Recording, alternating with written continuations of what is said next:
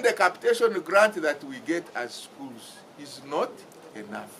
And therefore, it is important that parents contribute to the running of their schools. And that's why the parents of Mpanga agreed to pay the contribution, which I will inform you later. How do we pay the teachers who are not on government payroll? I hope that is being cleared. That it is important that parents make that contribution, despite the fact that this is a government school. Yes, it is agreed and accepted, but the government is only doing one thing: paying salaries for 39 teachers and giving a capitation grant of 55,000 shillings per student in O-level and 88,000 shillings per student in A-level. But not all students in O-level and A-level are government students, because there is a cutoff point that the government considers for a student to be on their program. In the education sector alone, they have a shortage of 90 million per quarter. So Fort Portal cannot recruit more teachers.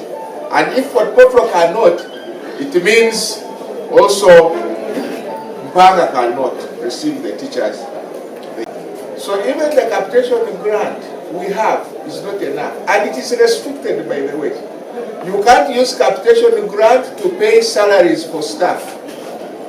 That is what puzzles us. You are saying government schools should not pay. You are giving capitation grant and you are saying capitation grant, you can't use it for salaries. So it becomes a very big puzzle. I'm saying this to bring more light to those who still have a conviction that in the government schools, people should not pay even a shilling. I want to assure you, I want to speak for Mpanga. If Mpanga doesn't have the support of parents, this school cannot stand, it cannot be run. I want to rest assured that without the parents' contribution, this school cannot run, not even for a single day. This is what I have clear. Number one, any student who would wish to join Mpanga at any time, any class, is supposed to pay 25,000 shillings as admission fee. And please note that 25,000 shillings as admission fee. Then, in the wisdom of the board and the manager of this school, there is a development fund of 40,000 shillings, 5,000 shillings for identity card, 5,000 shillings for photographs.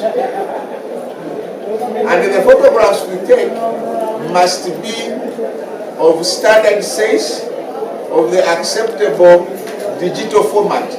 Because these photographs, we use them to feed them in the education management information system. That system cannot allow any photographs. Only 140,000 shillings. It includes a shirt or a blouse, a skirt or a trouser, a sweater, and a t-shirt.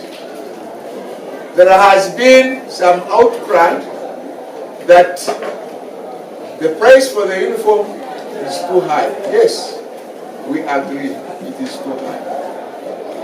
You may not rather measure it with what is in the open market.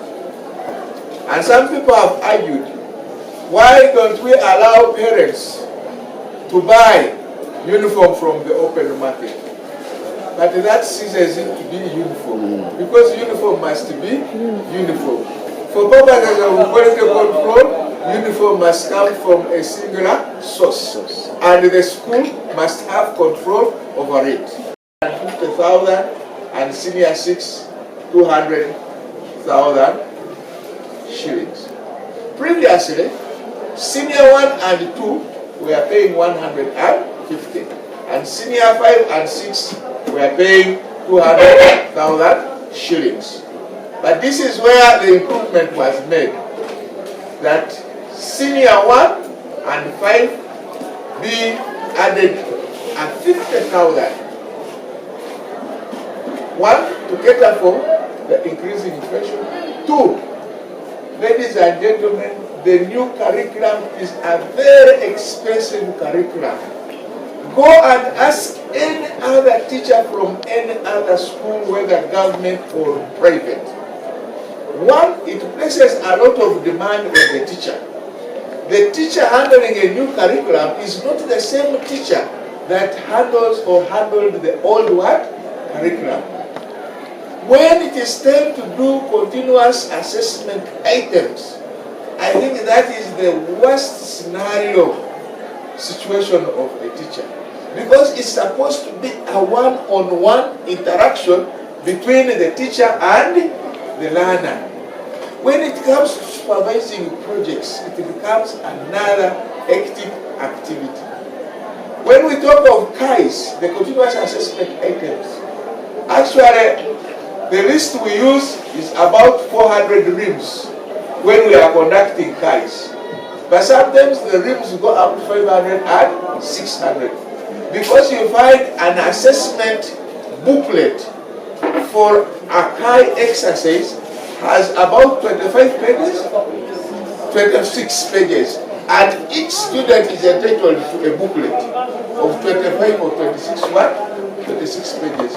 And for every item, the teacher must have a one-on-one